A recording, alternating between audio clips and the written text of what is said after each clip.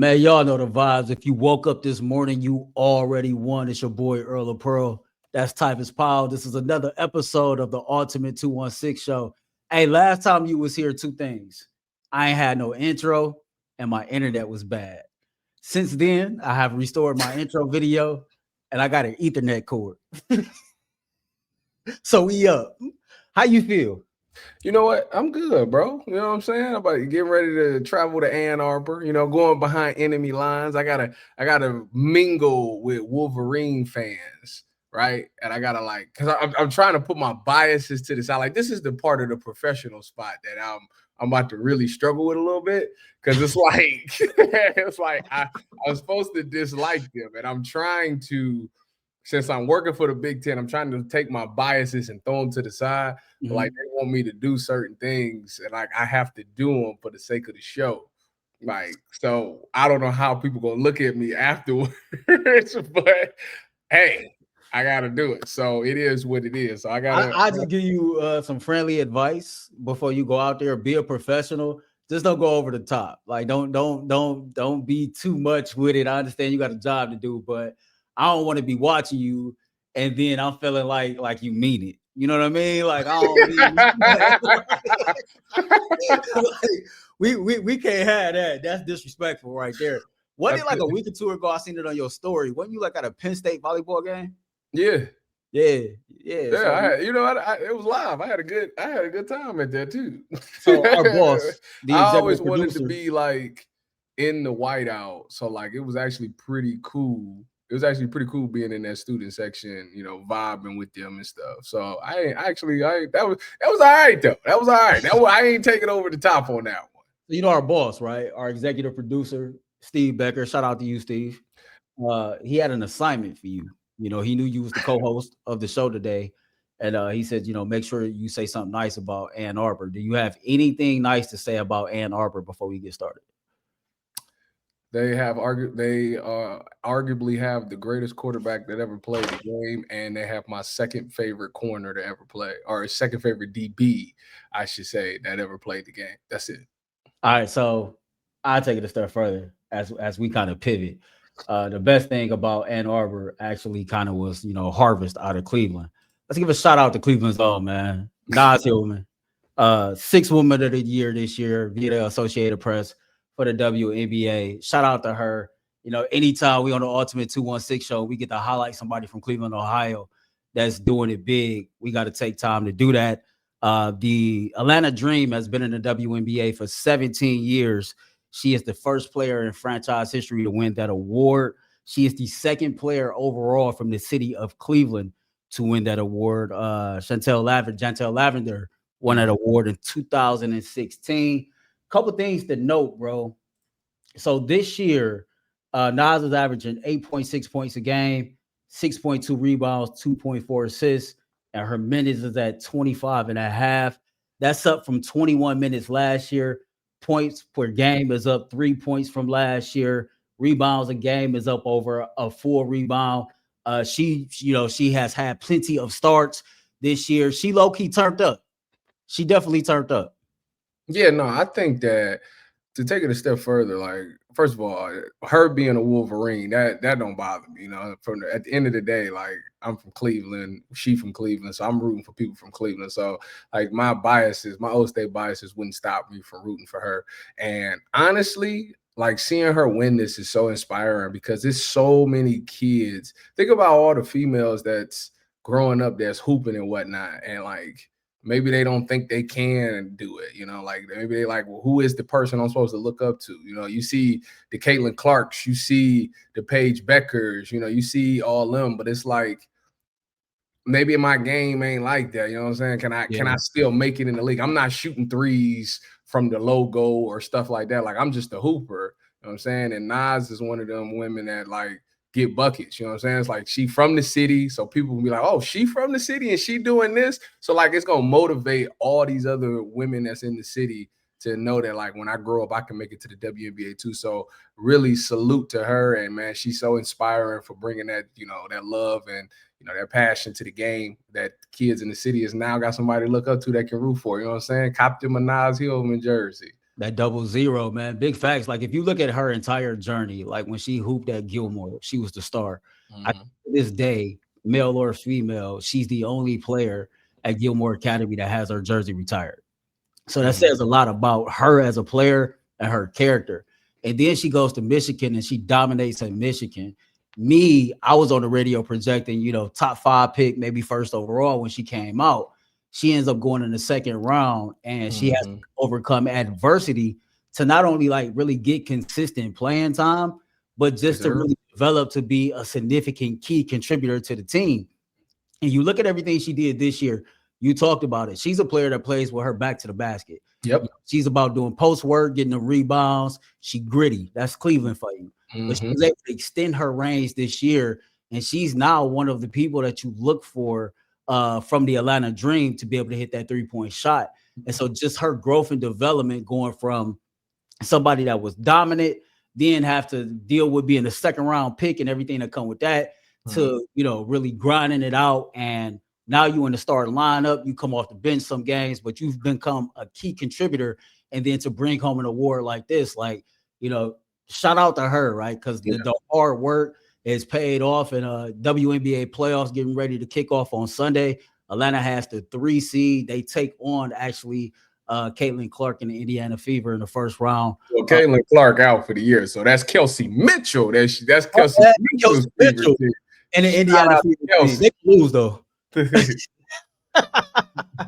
gonna lose though, man. So listen, later on in the show, we got a FanDuel parlay. We'll talk about it's the Cleveland Browns for real. And of course, man, it's time to get started. Quinshon Judkins spoke to the media today, Tyvis. It was the first time that he had spoke to the media. I think since Ricky Camp and things like that. Of course, he had a situation. So a couple quotes from him. He said, if I have to play, I'm going to give it my all. He said, I'm back. I'm focused. I'm ready to take on the challenge. He talked about how great it felt to be back in Cleveland. And he was taking things day by day.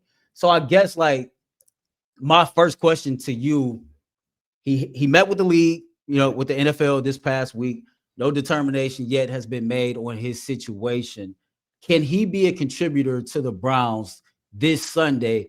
Or should he kind of take this week off, focus on the physical and the mental side of things, and get ready for week 3 when the Browns are back home against the Green Bay Packers? I mean, it just depends on what you expect out of him. I mean, can he come in and carry the ball a few times a game? Absolutely. Yeah, he could. If you're asking him to be in chemistry, had a chemistry with the offensive line, be able to hit everything in sync, no, that's going to take some time. That's going to take maybe a week or 2 for him to get that chemistry with everybody and stuff like that. So, I mean, I think he answered that question right by saying, they need me to play, then I'm ready to play for sure. And then on top of that, the Browns going to be smart anyways. Prime Nick Chubb. We was arguing about prime Nick Chubb getting 20 carries a game. So the carries is going to get spread out. If he could come in there and he's willing to go out there for 5 or 6 carries a game in this game, then sure. Because I think that you still need that power back, especially if we get down to that goal line. If he's available to play, you're gonna need him for that purpose right there. So I think that, and plus you're allowing him to get some game reps, which is the best reps that you can ever get anyway. So I don't see no harm in him going out there, but I'm not expecting him to go out there and just kill it the first game. No, I think that's going to take a couple of time. And if they want him to have his best showing, then yeah, you can wait till next week. But if you just need him to, if you're trying to divvy up reps and, keep hits off each other's body and you need him for short yardage or goal line situations, yeah, he could come in there and do that for sure. So up until last Saturday, he was not under contract. He signed his contract. He was able to participate, with his team and be inside the facilities and kind of be around the trainers and get that type of workout regimen. I'm pretty sure he was putting in work on his own. You as a former player, it's a big difference between, working out on your own and then being inside that building and getting that type of training. What type of shape do you think he's in right now today? I mean, he could be in the best shape in his life if he thinks, right? Like you can go out there, you could be a track star and be like, I ran all day long. It's just something different about that game. You can't measure that adrenaline. That adrenaline is going to take a lot of his energy away and it's going to make him tired. So Like, I don't care what he did. He's not going to be in game shape until he plays in the game. Football is weird like that. So I think that it's decent. Like, he'll be in decent shape. But like I said, he got to play the game and go through like at least a week of practice before he's like in game shape. So I think his shape will be decent, but not what it need to be for him to be all the way effective.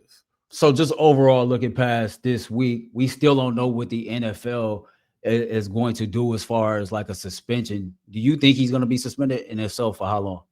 I don't think he is. I feel like if they was going to suspend him, I feel like that would have been something like, you ain't touching the field, we're going to suspend you now. Like, I feel like it'd have been like that. So I don't think he's going to get suspended. I do think that, I think we were talking to Mary Kay, and she was saying something about like he got video evidence that pretty much clears him of the situation. And if that's the case, like I don't see why you would. Like, if the reports have come out and they've dismissed it and said that, her story doesn't align with the actions that happened, or the video camera shows that she was fine in specific times, then I don't understand why you would punish him for that. I really don't. So yeah, I don't think he's gonna get suspended. Yeah, me neither. I think like you, if he was gonna be suspended by the league, they would have kind of done so by now. Yeah, because you want to set precedent on that. Like that, you talking about physically putting harm on a woman. Oh, they get on that quick. Yeah. And not only that, man, they know this is a business. They know that, despite what the public perception is of the Cleveland Browns, they're still a part of that shield. And you want to make sure that you're giving each organization the opportunity to conduct their business and kind of get their plans in order of how they're going to go about the season. And so, I mean, Isaiah Bond, he didn't end up suspended from his situation. Devin Bush played last week. It don't look like he's going to be suspended either. So, to your point, he actually has a trial that's in December. So like his stuff is different. Like I think the league waiting to see what happens with the trial for him. So it's a possibility that depending on what goes on in December, that he could be suspended. But just knowing like that's like what, I mean, that's tail end of the season, man. Depending on where the Browns is, he might push that off. He might have his lawyers push it off. He might, but at the end of the day, he might. If he innocent, go get your name clear. You know what I'm saying? Like, because it is the worst thing to have to deal with legal stuff and have that hanging over your head. Then you're trying to play your best ball. I think he on a 1-year deal with the Browns, so it's not like nothing's guaranteed past this. So now you out there trying to shine and make sure that you putting out good tape. So even if the Browns don't sign you, somebody will give you a chance. But now you got legal stuff hanging over your head. Like, I just feel like that's a little too much. I feel like for him, go ahead and get your stuff situated. You got up until December to play the best ball you can before you really have to lock in to the legal aspect of it. So yeah, don't push it off. Just get it done. All right, man. Before we move on again, man, next we're coming up, we're going to talk about it is the Cleveland Browns for real. But just a quick timeline. July was arrested in Fort Lauderdale, Florida for misdemeanor DV and battery. August 14th, the charges against him was dropped for the lack of evidence. He signed his contract on the 6th of September, 4 years, $11.4 million fully guaranteed. Again, this past week, he did meet with the NFL in New York. The investigation is still ongoing. He did speak to the media today. He will be available for the Cleveland Browns on Sunday. So strong possibility that we'll get a chance to see number 10 for the first time don that brown and orange, man. Before we move on to our next segment, it's a good time to let you know, catch the flagship Ultimate Cleveland Sports Show Monday through Friday, 11 a.m. to 1 p.m. Scratch that, 11 through Thursday, 11 a.m. to 1 p.m. You can catch us on Friday, 11 a.m. to 12:30 p.m. We jump live on WKYC for a half hour, 12:30 to 1 p.m. each and every Friday. Today's show was fire. You can catch that show tomorrow morning at 11 o'clock a.m. So don't forget, subscribe, like the Ultimate Cleveland Sports Show YouTube page. Yo, bro, so we did a couple segments this week, and I got to be honest with you. I really didn't like the tone of the panel too much when I was sitting back clipping the show. It just kind of felt like, man, like it was no optimism at all that the Cleveland Browns had an opportunity to go in here and win this game. You've been out at training camp. I've been at training camp. You've played. You've seen the Cleveland Browns and a lot of different varieties, to be totally honest with you. Mm-hmm. And this year, it seems like from the time that they kicked off training camp, it was a tougher camp. Yeah. It seemed like it didn't take them long to kind of get revved up. And you see a team that's focused. You see a team that practices hard, and you seeing it translate in the games, even in the preseason games. You go out there week one against a high-powered offense in the Cincinnati Bengals, a divisional game. Joe Burrow, Jamar Chase, T. Higgins, Chase Brown, and the crew. And you pretty much dominate on the defensive side of the ball in a losing effort. And before that game, I was kind of starting to change my tune after just kind of looking at this team and saying, okay, this might not be a team that's a playoff team, but this is a team that's better than a 3 or 4 win team. I see a team that at the end of the season, you're going to look and say, okay, the Browns was in every single game. They competed every single game. The outcome, win or loss, that'll be determined, of course, on, you know, a few things, etc. But do you believe that this Cleveland Browns team is for real? Are they better than what people think they are? Well, see, when you look at the roster, right, on the offensive side of the ball, defensively, I think that they can compete with anybody. I think their defense is in sync. As long as they continue to do what they have a great game plan, because I don't think it was a fluke that they shut down Joe Burrow, Jamar Chase, and T. Higgins. Like, that's not a fluke to me. Like, they were actively trying to get them the ball. On top of that, they also played in the preseason to make sure that these guys was in sync and in rhythm when the season starts. So it ain't no fluke that they shut down one of the top high-powered offenses. The questions and concern comes on the offensive side of the ball because, again, outside of Joe Flacco, they really didn't. I mean, they did try to adjust it, but everybody knows the biggest way to address an offense is at the wide receiver position. And they kind of ignored that. And everybody was kind of up in arms about that. And then, you know, you look at this past week, they scored 16 points. Last year, the big thing was trying to score 20 points. 20 points. That's it. That's all because the defense was supposed to hold it down, not let a team get 20 points. And we still haven't hit that 20 mark this season. So to me, that is the only thing that worries me about the Cleveland Browns is if we did get in the shootout, would we be able to match? If the defense wasn't balling out and 100% and they just didn't show up that day, could we still win on with the other side of the ball? And the answer to me right now is no, because I just watched them lose a game single-handedly by dropping a couple of passes, you know, some key passes. So that to me is the only thing that makes me worry about the Cleveland Browns. However, I can't deny the fact that Joe Flacco, he's 40 years old, but I didn't have a problem with the way he played last week. Like that loss wasn't on him. Them interceptions wasn't on him. He put the ball actually in great places, and he has good chemistry with everybody. A lot of people say that they don't see the zip on the ball. Well, my thing is this. He got something on it because these wide receivers dropping the ball. He got something on it.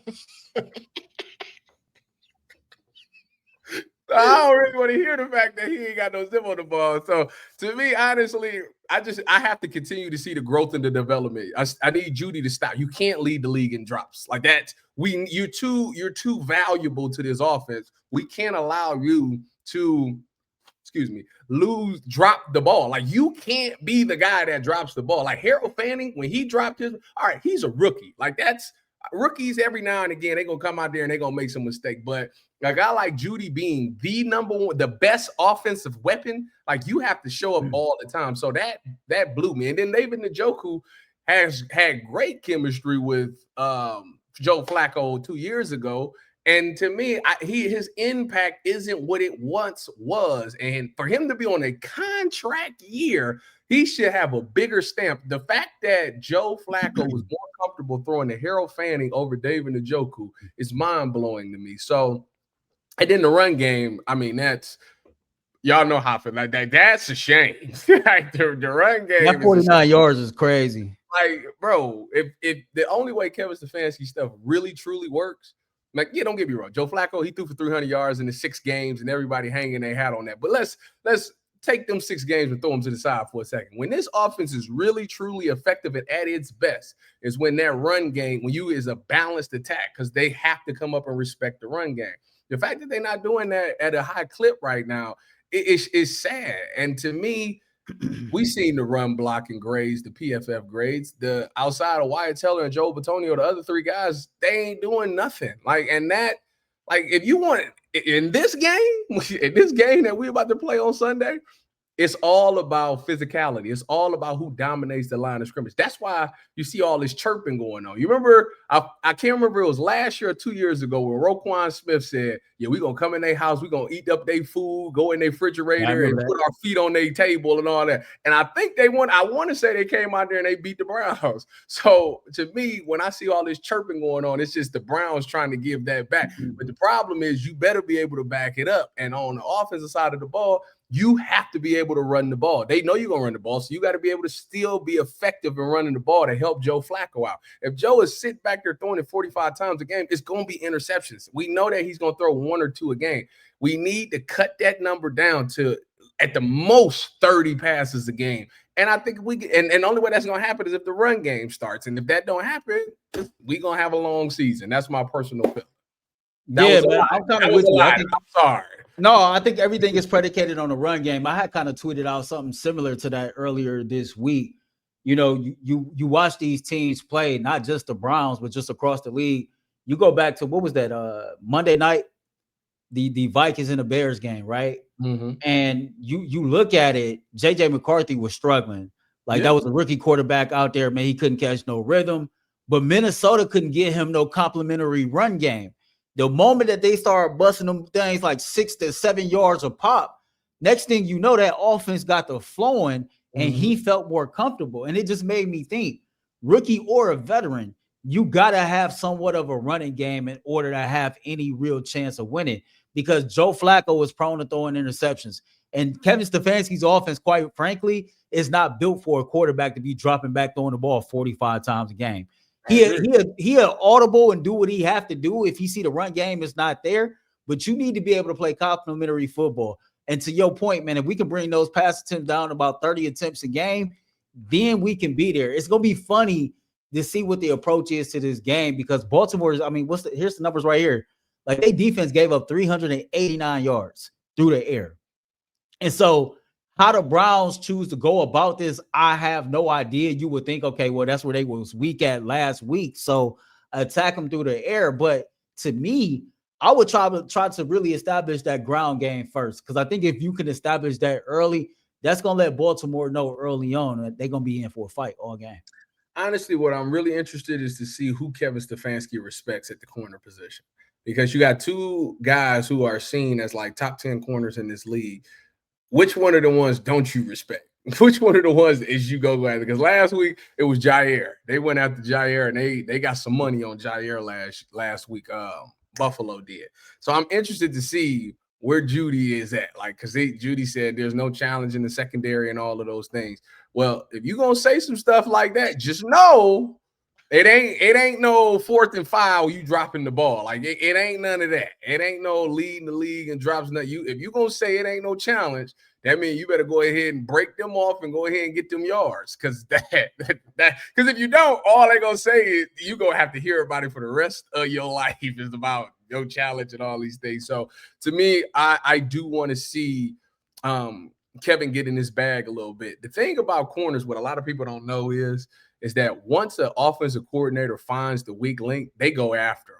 And I actually was a part of a game. I tell everybody, when I played for Denver, I was on Denver's practice squad, and we played Minnesota when Kevin was there. And this was right before he got to Cleveland. So this was 2019. And we had a corner, and they found him and they went at him like 4 plays in a row. It was so bad that they had to take the corner out the game. It was that bad. So I know Kevin got some dog in him for sure. I'm yet to see it. I haven't seen it in Cleveland. I haven't seen it. I would love to see it in Cleveland. But also, I don't know if we got the dude on the offense to have that guy go at them like that. So hopefully this Sunday will be a perfect time to bring that out. And I tell people real quick, man, before we move on to the last portion of this show, Kevin Stefanski is from Philly. People could take that for what they want, but I think, like, because he quiet, he ain't no rah-rah dude, that people think like Kev is some type of chump. But like you said, like, man, he got that dog in him. And like, you can see that you body language don't lie, right? Like you can see the irritation show up sometime. Yeah. Like you be around him sometime in Berea, man. Kev got a little swag to him that people really don't know. Yeah, I've talked to Kev, and Kev is I like Kev because he'll tell you anything. Like if you want to know something like about, especially if you're talking about football, like he'll tell you everything that you want to know about it. Like, because I was asking him about certain formations and stuff like that. Just don't let like the camera be dude, on. He ain't gonna tell you nothing with the camera. No, not with the cameras on. Not with the cameras on. No, this was off the record. We was off the record on this one, but he was just teaching me stuff, and I'm like, okay, yeah, all right. I see why players like him. Like, I understand it. Like, that's why when people be dogging, I'll be like, yeah, I understand why the players feel the way they feel about Kev. It's funny. He give you the vibe of somebody from the inner city of Cleveland. He don't know nothing. He don't say nothing. He ain't seen nothing. I ain't seen nothing. I ain't seen nothing, man. I don't know what you talking about. Hey, man, let's get on to the last segment of the show, man. We got to let y'all know that this segment of the show is brought to you by FanDuel. The NFL season is here, and FanDuel is making sure that you're ready for kickoff with a can't-miss offer. Right now, new customers can bet just $5. And if your bet wins, you'll get $300 in bonus bets to use across the app. I love FanDuel because I like to bet the anytime touchdowns anytime. So are you ready to play? Download the FanDuel app now by visiting FanDuel.com. .UCSS to get started. That's FanDuel.com/UCSS to place your first $5 bet. Shout out to FanDuel. All right, man. So I put together. Hey, turn your lights on. I know, right? Definitely, my screen went off. Hold on. Let me. There you go. I'm black. I forgot that I'm black. That boy so black, he purple. I forgot that I'm black. So, shout out to FanDuel, man, sponsor of the show today. This is what I put together for the Cleveland Browns, Baltimore Ravens parlay. Anybody watching this episode, man, trail it, tag me on social media at Earl of Pearl 216 on X and let me know if you trailing this or not. I had a free bonus bet because my bet ain't hit on Thursday night. So this is what I did, bro. You let me know what you feel about this. I went to Cleveland Browns to cover the spread. We just sat here and we talked about the Cleveland Browns defense, how they showed up against that high-powered offense. Mm-hmm. I think that defense is for real, and I think that defense is going to be around all season long. The reality of the situation is it is hard as hell to blow out the worst team in the NFL, and the Browns defense presents a challenge. 11.5, I just think that's highly disrespectful, and I think the Browns going to cover that. What you think about the first leg of that? I think that blowouts don't happen often in the NFL either. I've lived it. I know that all the games is close. It's been games where I'm like, oh yeah, they're trash, and yet we found ourselves in the dogfight with them. So I expect that to be the same, especially with all the chirping that's going on. They better not go out there and get blown out there. They didn't talk too much cash money stuff to go out there and get blown out. So I'm gonna set. I like the Browns plus the points. All right, I got Derrick Henry for an anytime touchdown, man. That's just King Henry, right, man? Like Derrick Henry, no matter what season, no matter what uniform, whether it's high school, college, Tennessee, Baltimore, dude show up in ball. FanDuel got him right now, minus 210. It's kind of like the only quote-unquote lock to score a touchdown. Plus, he fumbled last week, and I'm pretty sure he's trying to get that bad taste out of his mouth at ASAP. Like, so Derrick Henry, leg number 2, anytime touchdown. That makes sense. Yeah, no, I think that I guess Derrick Henry. Like, I think when you look at the linebackers, like Carson Schlesinger is great, but like Derrick Henry is a problem. He's a problem. You know what I'm saying? He's the reason that JOK is not playing right now. I mean, they collided and JOK was done after that. So, like, yeah, if they get down to the goal line, it's very hard to stop that man. It's going to be very challenging. So I can definitely see him definitely scoring. All right, man. Dylan Sampson led the Cleveland Browns in receptions. That rookie got a whole lot of touches last week. Showed some things, and I think that with Quinshon back in the fold, and I think the running game is going to be a little bit better. I think he's going to have a little bit more opportunities, whether it be in the run game or in the pass catch game, to make some plays. I think of the rookies in this rookie class, he'll be the first one, probably not the only one on Sunday, but he'll be the first one to get an NFL touchdown. I know this is probably the stretch of it. They got him at plus 190, but I got Dylan Sampson for an anytime touchdown. I don't use Yeah, I ain't feeling that leg. Yeah, I understand the odds on it and all that. He little, you know what I'm saying? So like if they get down there, like he ain't the one running it. I feel like somebody else coming in and running it.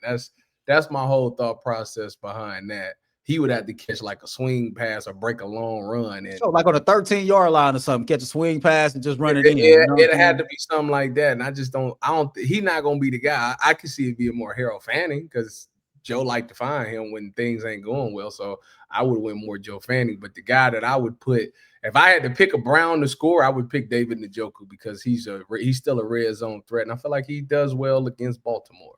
I think in the Fence Riders on the Ultimate Cleveland Sports Show, me and you both had Njoku to score a touchdown. So that makes sense, man. But hey, I would tell you like this: if these drives end with the Browns in the red zone on the goal line, then that leg is in trouble. I ain't gonna lie to you, that leg is gonna be in huge trouble. If all they scoring opportunities come inside the red zone, oh baby, that's not gonna hit. So final leg on this, man. Another player looking for some redemption. It's funny, man, because we both play fantasy football, and a lot of fantasy websites had Cedric Tillman as a sleeper wide receiver. I thought he performed pretty well week 1, minus the drop. I think he'd be looking to redeem himself. We talked about which corner does Kevin Stefanski respect the most. I think it's going to be whichever one is lined up on Jared Jeudy, man. I think Cedric going to get a chance to eat. The Baltimore Ravens defense just gave up 389 yards passing. I know that was to Josh Allen, but the one thing about Flacco, man, he's going to slang that ball around. So I think 50 yards receiving for Cedric Tillman. I don't think that's a stretch for real. No, I don't either. I think that he does a good job of catching the ball. I mean, in his career, he has 2 critical drops. The one last week and then the one that Deshaun hit him on that 4th down and like against the Giants last year, and it hit him in the numbers and he dropped. So he's got 2 crucial drops in his career. But outside of that, he's actually a very reliable pass or catcher. You know what I'm saying? Like even in the red zone, he's another threat because of his size. So I think Flacco's gonna find him. I could definitely see him catching one and breaking, a decent one for like 20, 25 yards and then dink and dunk the rest of the game for that 50. Make sure y'all trail that, man. Cleveland Browns, man, plus 11.5. They'll cover that. Derrick Henry anytime touchdown. Dylan Sampson anytime touchdown. Cedric Tillman 50 plus yards. $10 turning into 113. That's enough money to put some gas in the car, get you something to eat, and get a kid some lunch money on Monday when you drop them off to school. That's how I see it, man. All right, final thoughts here. Give me your final thoughts on this game, on anything in real life, and then give me a score prediction. My final thought on this game is that they better come with it. Like I said, whoever the more aggressive team is, the one that wanted the most, obviously with the Baltimore celebrating the 30 years, it's a lot of fans that's upset about that. So they gotta feed off of that. Like they gave them all the ammunition they need for them to have an attitude. So whoever wanted more, whoever got the attitude, and whoever's willing to keep fighting for 4 quarters, because somebody gonna give up at some point. These is 2 hard-nosed teams that's scrappy. So whoever decides to give up the first is probably going to win this game, and that bet not be the Cleveland Browns that give up first. So that's my thought on that game. In life, man, listen, it's a lot of negativity stuff that's going on. It's a lot of bad stuff that's going on in the world. So make sure that y'all reaching out to people, checking in on people. Myself need to be better at doing that because you never know when you get an opportunity it might be your last opportunity to talk to people as crazy as this world is. I was thinking about the other day about, man, one of the worst things about one of your friends dying is like if you ever had like a funny moment, like that's a joke between y'all, and like so I had a funny moment, like I thought about something, I went to text him and I'm like, dang, like I can't even. So so make sure you cherish your moments. That's where that ultimately comes down to. That's my final thought on life, though. So make sure y'all are spreading love and checking on people, man, and keeping in contact with people. You got a score prediction? My score prediction for this game, I'm gonna say the Browns break 20 points. I'm gonna say 27-21 Ravens. Okay. All right, so here's my take on the game. Like you, this is my take on the game. Just watching and listening to a lot of things, it just seemed like that people acting like the Browns don't have a chance. And if I'm the Cleveland Browns, man, I'm reading everything and I'm listening to everything. You know, the 30-year celebration, that should be more than enough motivation. But not too many people in the city of Cleveland, fans or media, believe that you have a chance. A lot of people was talking like that the Baltimore Ravens is the only team that lost a heartbreaking game last week. A lot of people is talking like, you know, they're just going to come in here and run the ball for 238 yards and score a whole lot of points. And y'all hear that. So go out to Baltimore, show up, show some respect for this city, show some respect for yourselves, and come home a winner. For me, my score prediction, like you, I think the Browns finally cracked 20 points. The Browns also have the longest losing streak in the NFL right now at 7 games. I got the Browns winning this game 21-18. I think it's going to be close, but I think the Browns going to find a way to prevail at the end. I think Myles Garrett, like he did last week, is going to show up late, make a big play, a game-changing play, and somehow, some way that'll correlate into the Browns winning. My life advice, man, in the world of chaos, in the city of chaos, when you can find a pocket of peace, operate in that pocket of peace for as long as you can, because the reality of the world is it's like a roller coaster. It's up and down. So for Tyvis, Powell, Earl of Pearl, man, y'all know the vibes. Be great. Spread love. Remember, being great come with a price. Spread love is priceless. Tyvis is back in 2 weeks, Wednesday, 6 p.m. Peace.